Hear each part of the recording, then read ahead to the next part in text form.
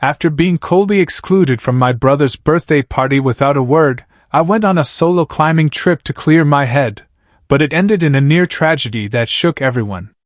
Now, the same family that left me out is desperately begging for forgiveness and access.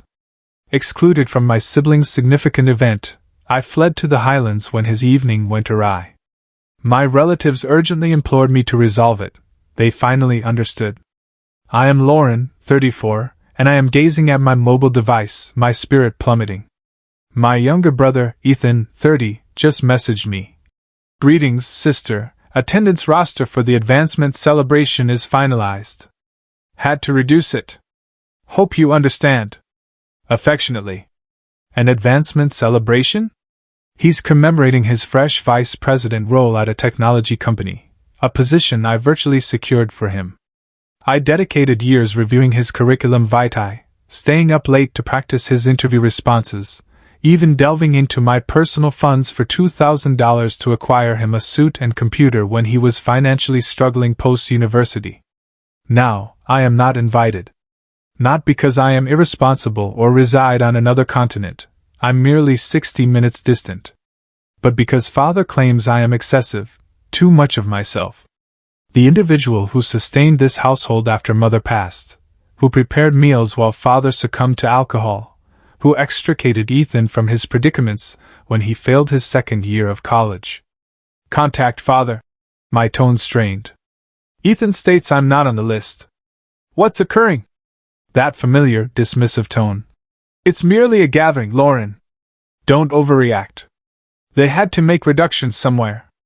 I swallow with difficulty, but then I access Instagram. Ethan has shared a preview, a rooftop location, 150 attendees, a live disc jockey performing beneath decorative lights. My chest feels constricted. I observe names, his fraternity companions, his girlfriend's relatives, individuals I've never encountered. I've been substituted for unfamiliar faces. Father, I state. He has space for 150, but not for me. Another sigh. It's his occasion, dear. Don't make it an issue. An issue? I am his sister, the one who supported him through every setback, and now I am less significant than some acquaintance he socialized with a decade prior. My phone vibrates in my grasp as the reality settles in. They have expunged me, as if I am merely background sound they can silence. I place it down, my vision stinging, and contemplate how I became the one they could so effortlessly disregard. I sink onto my worn gray sofa, the quiet of my dwelling pressing in. Ethan's message still shines on my phone, but now it's the past that's haunting me. I scroll through vintage photographs, recollections I cannot dispel. There's one from when he was 19, bleary-eyed and slumped in my passenger seat after his high school sweetheart ended their relationship. I had driven 2 hours after a double shift at the diner, my hands still smelling of grease, just to bring him home. Another instance, he lost his initial apartment, evicted for overdue rent, and I skipped a job interview to assist him in packing, lugging containers in the rain, while he sulked. I was consistently present, no questions posed. But then I recall last autumn, a sharp edge in my thoughts. Ethan called, his voice shaky, requiring $500 for rent. I'll reimburse you, Lauren, I promise, he stated. I dispatched it, even though it meant consuming instant noodles for weeks. He never did. Worse, at Thanksgiving, I overheard him laughing with our relatives, asserting I was envious of his new employment, that I couldn't manage him surpassing me. My stomach churned. I had spent hours refining his cover letter for that position. Later, Father drew me aside, his breath tainted with wine. Support his success, Lauren. He's finally getting it together. I nodded, biting my tongue, but the words festered. Now this party's slight. It's not just a dismissal, it's a cruel twist. I seize my phone, my fingers hesitating, then type. Ethan, why am I excluded from the list? I merit an explanation. Minutes elapse before his reply arrives. It's my day, Lauren, not about you. Relax. Relax? My pulse pounds. I've been his foundation for years, and he can't even spare me a seat. I pace the chamber, the timber groaning beneath my socks, and reflect on every occasion I've endured their dismissals. Fathers, don't overreact. Echoes from our conversation, but it's more than that. It's every Ethan's sensitive, or he's young, excuse they provided me while I bore the burden. I halt by the window, gazing at the streetlights beginning to illuminate. I perceive it now, Ethan's charm, his knack for evading accountability, like when he dated that girl who depleted his credit card. I cautioned him she was trouble, but he disregarded me. When she vanished, leaving him penniless, who drove 3 hours to his residence with takeout and a shoulder to cry on. Me. Father merely shrugged it off. He's learning, Lauren. Be patient. Patient? I've been patient for 15 years, and what has it gained me? A reputation as the too much sister, the one they rely on then push away. Then there's that falsehood Ethan disseminated.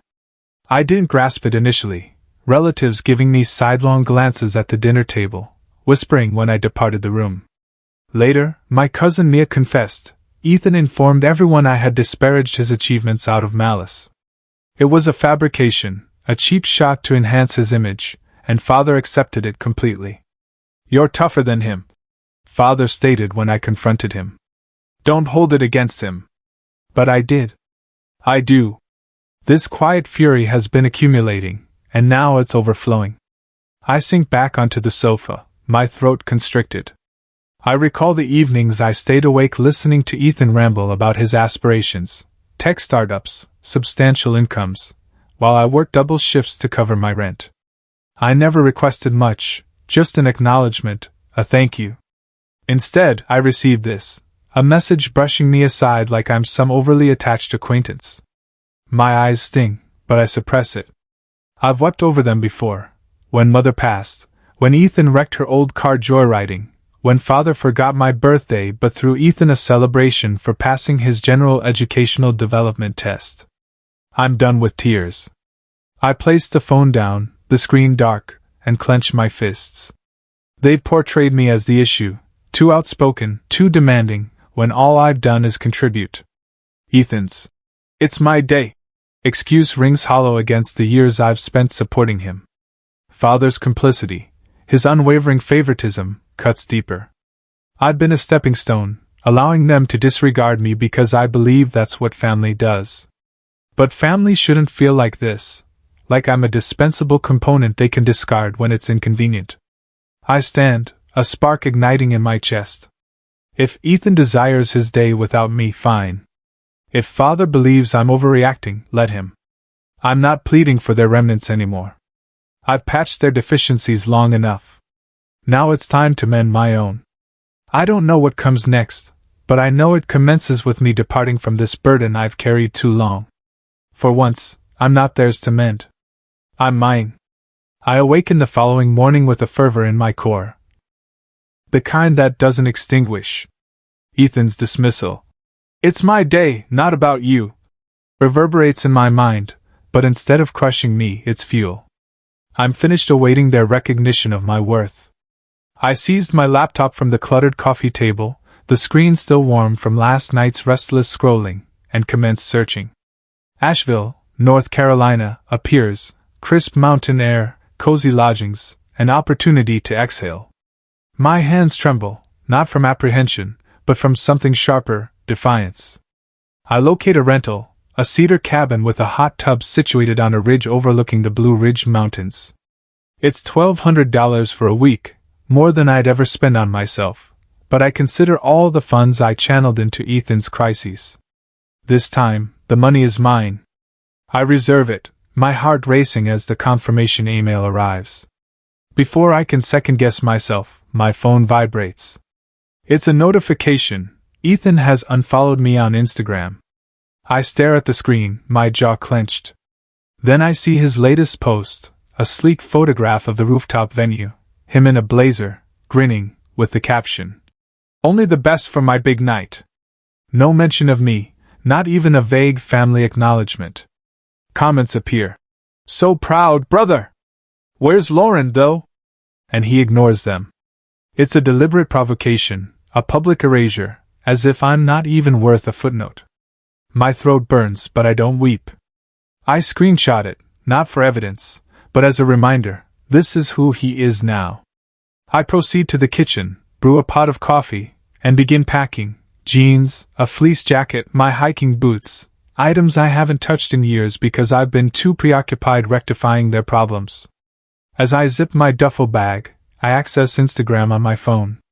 I have a photograph from last spring, me at a cafe downtown, cradling a latte with a faint smile.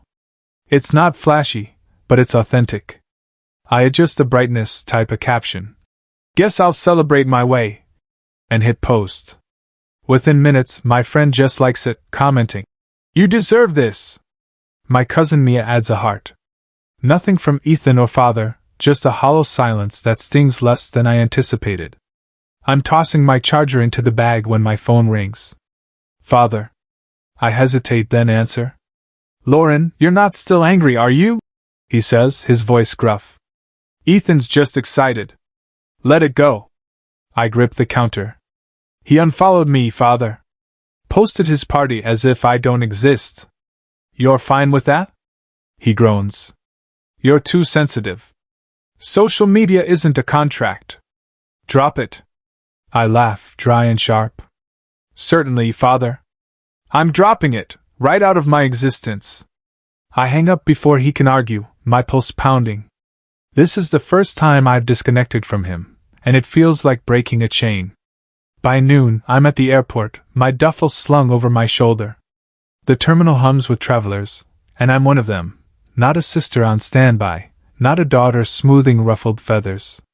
I check in, secure a window seat, and observe the tarmac blur as we taxi. The plane ascends, and so does something within me. I'm not merely flying to Asheville. I'm flying away from years of being their contingency plan. I sip a ginger ale from the beverage cart, the effervescence sharp on my tongue, and peruse a magazine I acquired at the gate. There's an article about solitary travel. "Reclaim your space," and I smirk. That's precisely what I'm doing. When we land in Asheville, the air is cool and faintly redolent of pine. I rent a vehicle, a small blue hatchback, and drive toward the mountains, windows lowered. The road winds through woodlands, golden leaves catching the afternoon light. My phone is silenced, but I don't require it. I have a GPS and a playlist, old rock melodies I used to enjoy before life became arduous. At the cabin, I step onto the porch, the vista extending like a picture postcard, peaks rolling into the distance, mist curling low. I drop my bag inside, sink into a rocking chair, and allow the quiet to settle. No pleas, no guilt trips, just me. I retrieve my phone, not to check messages, but to capture a photograph, the deep twilight sky, bruising purple. I post it. Found my own celebration. And observe the likes trickle in from friends, a distant relative, even a colleague I barely converse with. Ethan's silence is deafening, father's too, but it doesn't hollow me out as it did before. I'm here, 500 miles from their turmoil, and for the first time in years, I feel substantial. They can have their rooftop and their justifications. I've got this mountain, this moment, and it's solely mine. I'm reclined by the cabin's fire pit, the crackle of burning logs mingling with the chirping of crickets. It's my third night in Asheville, and I have a mug of apple cider warming my hands, the steam curling into the cool mountain air. The sky is a deep indigo, stars piercing through, and for once, my mind is calm, no echoes of Ethan's slight or father's lectures. I'm midway through a deep breath when my phone vibrates on the wooden armrest. It's Mia, my cousin, texting. "Lauren, you won't believe this. Ethan's party just collapsed. Police arrived. A disaster." I squint at the screen, cider sloshing as I sit up. Another message appears. "He got intoxicated, started shouting at his manager. Fired instantly. Complete catastrophe." I blink, then emit a low, disbelieving laugh. His grand evening, his vice president title, vanished in a blaze of his own making. Before I can process it, my phone illuminates again. "Father, Lauren, call me now. It's dire." Then Ethan. "Sister, I messed up.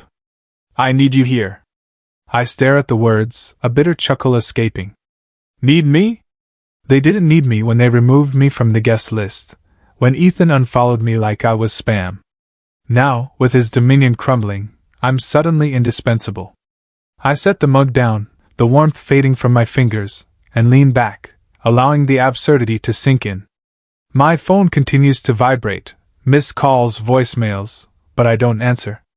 I'm not their emergency service anymore. Mia texts again, detailing everything.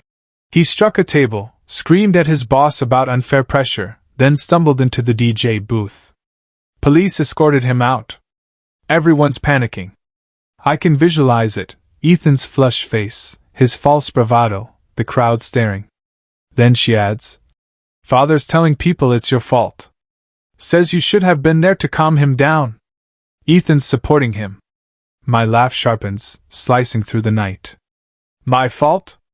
I wasn't even invited, and now I'm the scapegoat for his breakdown? I shake my head, the fire casting shadows across my boots. They have some nerve. I stand pacing the deck, the planks groaning beneath me. The anger has returned, but it's different, cold, focused. I consider how they've twisted this, me, the absent sister, somehow accountable for Ethan's descent. It's a lie so audacious it's almost amusing. I seize my phone, scroll to father's voicemail, and press play. His voice crackles thick with panic. "Lauren, this is serious. Ethan's job is gone. He's distraught. Where are you?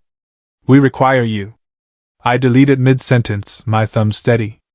Ethan's next slurring. "Sister, I'm sorry, alright? Just come home. I can't handle this." I snort, deleting that too. Sorry doesn't rewrite the past. 3 days, or the past 3 years. The fire is diminishing, embers glowing red, and I toss another log on, sparks flaring. I open Instagram, half curious, half dreading what I'll discover. Ethan's page is quiet, no self-satisfied updates. But Mia sent me a screenshot, a blurry image of him in handcuffs, rooftop lights flashing blue behind him. Comments are a mix of shock and pity. "What happened to Ethan? Poor guy. Poor guy. He destroyed his own evening, and they're still indulging him." I close the application, done with their spectacle. I sit again, pulling my jacket tighter. The mountain air is crisp, grounding me. I don't owe them a rescue, not after they sideline me, not after Ethan's public disregard. But my phone won't cease. Another message from father. "You're selfish, Lauren. Family assists." Selfish? I've assisted my entire life. Now I'm stepping away. I mute their numbers, the silence immediate and sweet. I'm not returning to clean up their mess. Before I retire, I grab my camera, nothing elaborate, just my old point-and-shoot, and capture the view, the Blue Ridge Mountains at dusk, peaks fading into a soft purple haze. I upload it to Instagram, my fingers steady as I type. Missed the party. Discovered something superior. No taunts, no drama, just truth. Just comments. "Good for you," Mia adds. "Wish I'd left too." A few others chime in, but Ethan and father remain silent, probably too occupied pointing fingers. I lock my phone, place it face down, and head inside. The cabin is warm, the bed piled with quilts. I slide beneath them, the weight comforting, and gaze at the ceiling. Ethan's collapse doesn't surprise me. He's always been a spark awaiting ignition. What stings is them involving me, as if I'm still their problem solver. But I'm not. I close my eyes, the fire's faint crackle drifting through the window, and feel something settle, peace, perhaps, or just the absence of their clamor. They can wallow in their wreckage, Ethan's joblessness, carlessness, tantrums, father's blame. I'm done bearing their burden. This mountain, this night, this opportunity, it's my triumph, and I'm holding it tightly. For once, I'm not the sister who fixes. I'm the woman who flourishes. I am ascending a path in Asheville, my boots crunching on fallen foliage, the morning sun slanting through the pine trees. It's day 5 of my retreat, and my legs ache in a pleasant way, the kind that reminds me I'm alive. My phone has been off since last night's deluge of messages, but I activate it to check the time. The screen erupts, missed calls, voicemails, a dozen messages. Mia's first. Lauren, you won't believe this. Ethan completely totaled your car last night. Panicked after the party. My car, the old hatchback I'd lent him months ago when his broke down, the one I never recovered. I halted mid-step, my breath clouding in the cool air. He didn't just ruin his grand evening, he also shattered my trust. I scroll further. Father, Lauren, this is unacceptable. Ethan is distraught, and you're hiding. Call me. Then Ethan. Sister, I'm so sorry. I didn't mean it. I need you here. I laugh, sharp and hollow, startling a bird from a branch. Sorry? He's sorry now, after destroying his job, being apprehended by police, and now wrecking my car in some drunken outburst? I lean against a tree, the bark rough beneath my palm, and allow the messages to accumulate. They're not apologies. They're snares, attempting to drag me back into their quagmire. Mia calls as I'm catching my breath. I answer, anticipating more chaos. Lauren, she says, her voice low. Ethan's holed up at Father's, weeping about losing everything. Father's telling everyone you abandoned us, that you could have prevented this. I scoff. Prevented it? I wasn't even there, Mia. She sighs. I know. He's saying if you'd come, Ethan wouldn't have spiraled. Oh, and the car?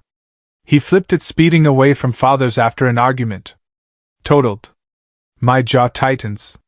That car was my fallback, my safety net, and he destroyed it as if it were nothing. They're insane, I mutter. Mia laughs dryly. Yep. I'm staying out of it. I hang up, staring at the path extending ahead. The audacity of it, blaming me for Ethan's collapse, then damaging my property, ignites a fire in my chest. I open Father's latest message.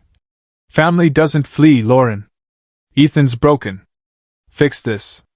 Fix this? I've been fixing them since I was 19, and all it's earned me is resentment. I block his number, then Ethan's, my thumb steady as stone. No more lifelines. They're severed. I hike back to the cabin, sweat beading on my forehead, and collapse onto the porch swing. The mountains loom quietly, a steady contrast to the storm I've left behind. My phone vibrates again, an email this time. It's from a gallery owner in town. She saw my Instagram posts, the mountain photographs I've been sharing. Love your eye, she writes. Interested in freelance photography for our spring catalog? $500 to start. I blink rereading it. $500 isn't a fortune, but it's mine, earned, not begged for. I type back. Yes, absolutely. And hit send, a grin tugging at my lips. It's a glimmer of light, a step towards something I've never permitted myself to pursue. Later, I'm immersed in the hot tub, steam rising around me, the water bubbling against my shoulders. The sky is turning golden, the peaks glowing as if they're ablaze. I think of Ethan's pleas, Father's guilt trips, and feel nothing but relief. They have no power over me now. I grab my phone, not to check their noise, but to post. I capture the view, the hot tub's edge, the mountains beyond, my toes peeking above the water. Caption. Built my own big day. I upload it, watching the likes accumulate, Jess, Mia, even the gallery owner. No trace of Ethan or Father, and that's perfect. I lean back, the jets massaging my spine, and let my mind wander. That car is gone, yes, but so is the burden of their expectations. I've spent years being their anchor, their punching bag, their excuse. When Ethan lost his first job, I guided him back. When Father drank excessively, I drove him home. They never asked if I was weary, if I had aspirations. Now, with this opportunity, I have a spark, something they cannot touch. I sip a glass of wine I poured earlier, the taste sharp and bright, and feel a shift. I'm not just enduring their chaos, I'm building beyond it. The sun dips lower, painting the sky crimson. I set the glass down, close my eyes, and breathe deeply. They can wallow in their wreckage, Ethan's joblessness, carlessness, tantrums, Father's blame. I'm done carrying their load. This hot tub, this view, this chance, it's my triumph, and I'm holding it tightly. For once, I'm not the sister who fixes. I'm the woman who thrives. I am ascending a path in Asheville, my boots crunching on fallen foliage, the morning sun slanting through the pine trees. It's day 5 of my retreat, and my legs ache in a pleasant way, the kind that reminds me I'm alive. My phone has been off since last night's deluge of messages, but I activate it to check the time. The screen erupts, missed calls, voicemails, a dozen messages. Mia's first. Lauren, you won't believe this. Ethan completely totaled your car last night. Panicked after the party. My car, the old hatchback I'd lent him months ago when his broke down, the one I never recovered. I halted mid-step, my breath clouding in the cool air. He didn't just ruin his grand evening, he also shattered my trust. I scroll further. Father, Lauren, this is unacceptable. Ethan is distraught, and you're hiding. Call me. Then Ethan. Sister, I'm so sorry. I didn't mean it. I need you here. I laugh, sharp and hollow, startling a bird from a branch. Sorry? He's sorry now, after destroying his job, being apprehended by police, and now wrecking my car in some drunken outburst? I lean against a tree, the bark rough beneath my palm, and allow the messages to accumulate. They're not apologies. They're snares, attempting to drag me back into their quagmire. Mia calls as I'm catching my breath. I answer, anticipating.